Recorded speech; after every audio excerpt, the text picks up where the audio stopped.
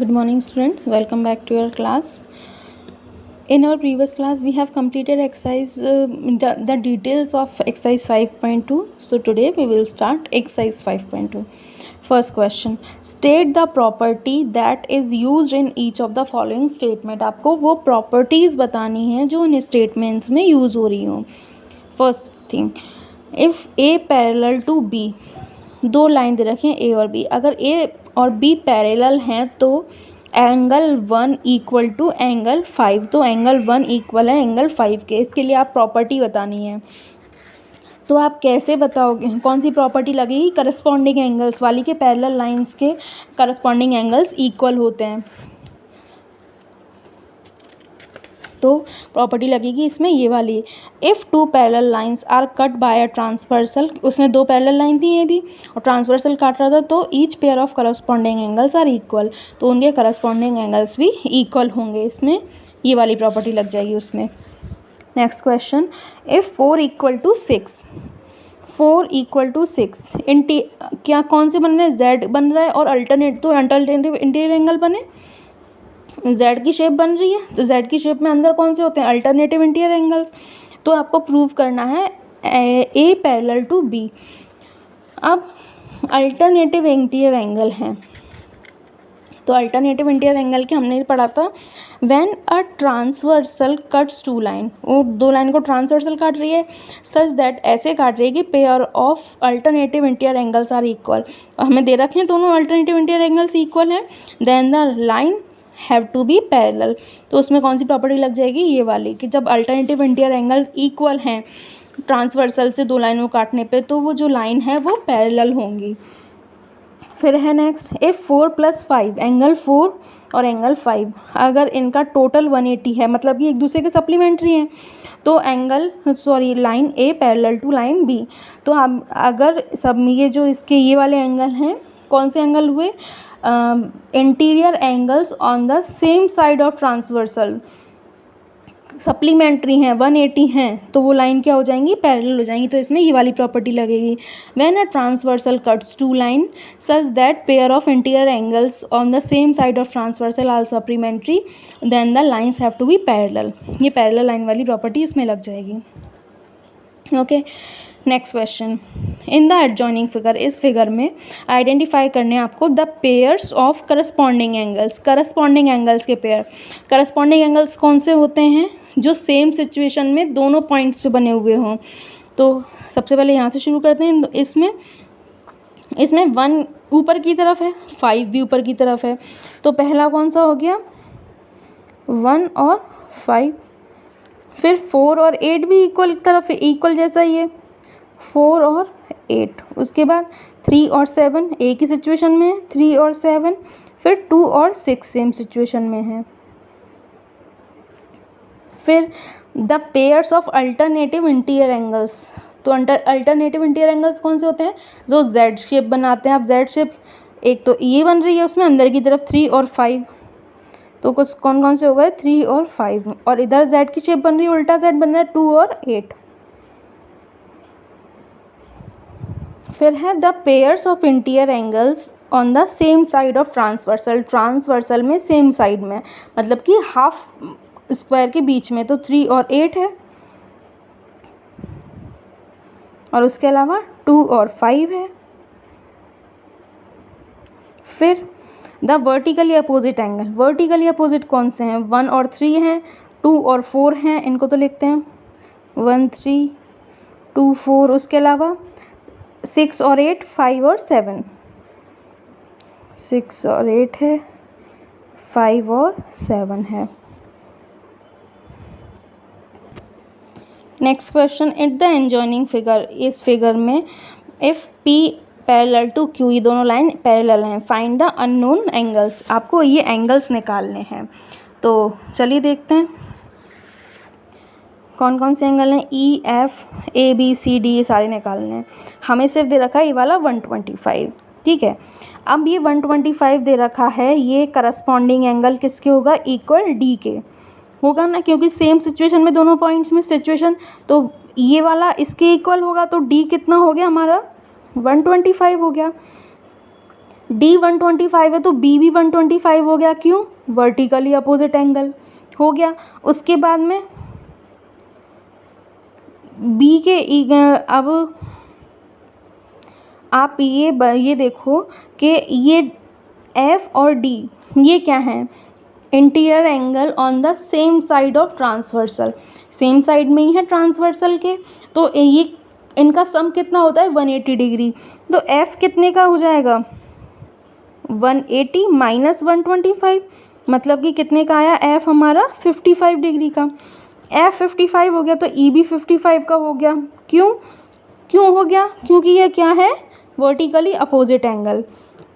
अगर ई 55 है तो ए भी 55 होगा, क्यों? करस्पॉन्डिंग एंगल है। और ए 55 है तो सी भी 55 हो गया, क्यों? वर्टिकली अपोजिट एंगल है।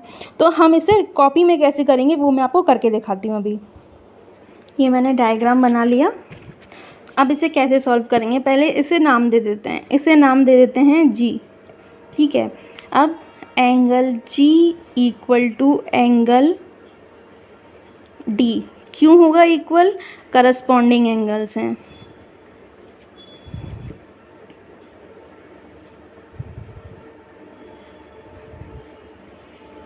तो एंगल जी और एंगल डी दोनों कितने के हो जाएंगे? 125 के। एंगल डी आ गया हमारा 125। अब angle D equal to angle B, क्यों होंगे ये? वर्टिकली अपोजिट एंगल है।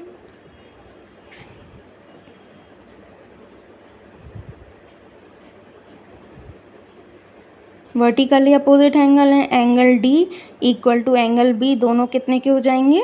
125 डिग्री के हो गए। अब ये हमारा बी भी आ गया 125 डिग्री का।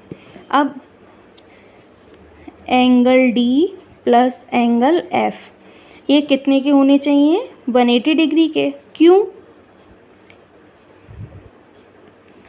Interior angles on the same side of transversal।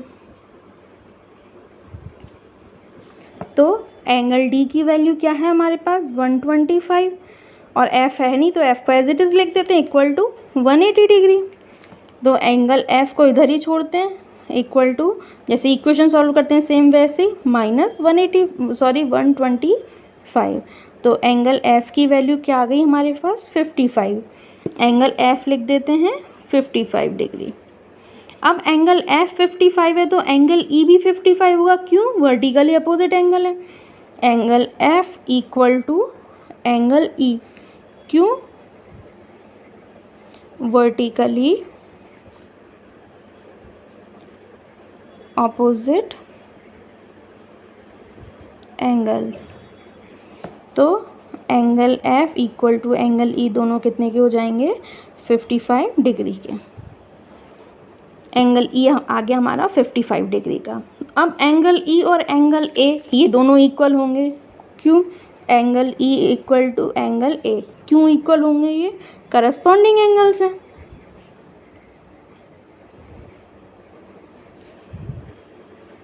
है ना, दोनों सेम सिचुएशन पे तो बने हुए हैं दोनों पॉइंट्स में।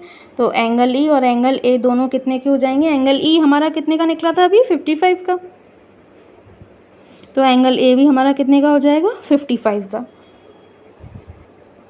कौन सा बचा अब? लास्ट सी बचा। तो एंगल ए और एंगल सी भी इक्वल होंगे, क्यों इक्वल होंगे? वर्टिकली अपोजिट एंगल है। Angle A equal to angle C vertically opposite angles.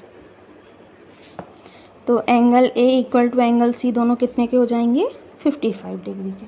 सारे एंगल्स मिल गए हमें, सारे पता चल गए angle. Next question, find the value of x. X की वैल्यू फाइंड करनी है दोनों सिचुएशन में। चलिए करते हैं। एल और एम एक दूसरे के पैरेलल हैं, तो सबसे पहले इसके लिए हमें ये वाला एंगल निकालना पड़ेगा। ये एंगल क्या होगा? ये सेम हमारा 110 डिग्री का होगा एंगल, सेम 110 डिग्री का होगा। अब 110 डिग्री का अगर ये हुआ तो चलिए दूसरी प्रॉपर्टी, इसमें लीनियर पेयर की प्रॉपर्टी लगा देते हैं। अब लीनियर पेयर में क्या होता है, दोनों एंगल का सम कितना होता है, 180 डिग्री। 180 डिग्री होता है तो ये कितने का हो जाएगा, 180 माइनस 110 कितने का हुआ, ये 70 डिग्री का। तो एंगल एक्स की वैल्यू क्या आ गई, 70 डिग्री। अब इसमें ये निकालना है तो ये तो ऑलरेडी हमारा 100 डिग्री हो ही रहा है, क्यों, करस्पॉन्डिंग एंगल से, करस्पॉन्डिंग एंगल है तो ऑलरेडी हमारा ये एक्स आ जाएगा, आपको कुछ और देखने की ज़रूरत ही नहीं है। अब नेक्स्ट क्वेश्चन, ये आपको फिगर दिया हुआ है ये वाला, इसमें एंगल ए बी सी दिया हुआ है 70 डिग्री, ए बी सी ये 70 डिग्री दिया हुआ है। हमें कौन कौन से फाइंड करने हैं, एंगल डी जी सी, सबसे पहले एंगल डी जी सी ये वाला एंगल फाइंड करना है हमें। तो ये भी तो हमारा 70 होगा, क्यों होगा, करस्पॉन्डिंग एंगल है, करस्पॉन्डिंग एंगल ही तो है। क्यों है करस्पॉन्डिंग एंगल ये, क्योंकि सेम सिचुएशन में बना हुआ है, ये दोनों लाइन तो पैरेलल है और ये सेम सिचुएशन में बना हुआ है नीचे की तरफ, इसलिए करस्पॉन्डिंग एंगल 70 डिग्री हो गया। नेक्स्ट इसमें डी ई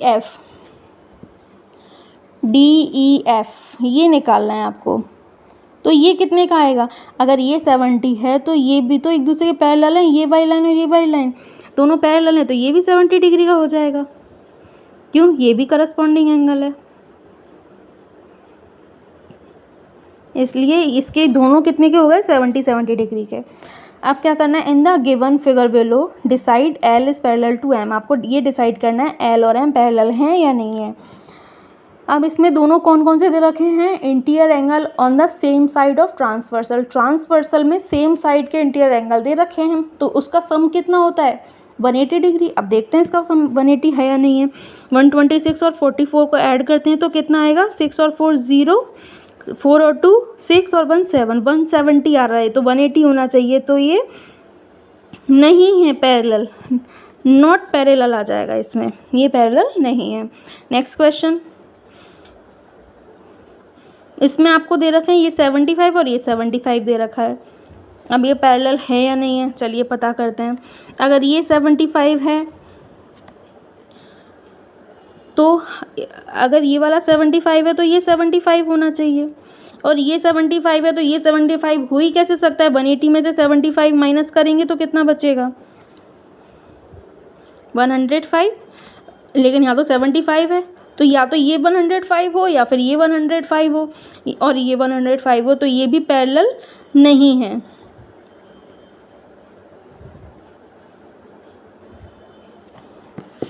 अब इसमें देखते हैं, इसमें कौन कौन से एंगल बता रखे हैं, ये वाला और ये वाला बता रखा है।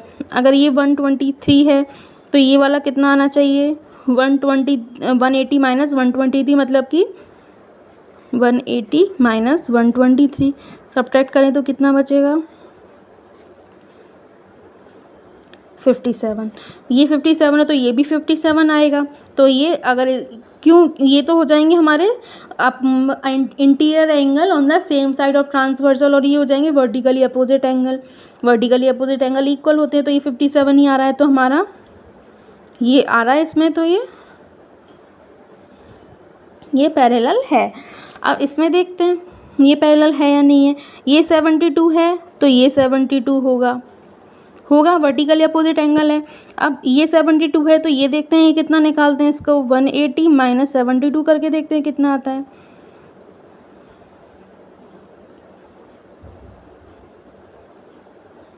$108, तो ये पैरेलल नहीं है क्योंकि इधर तो 98 है, तो ये हमारा पैरेलल नहीं है।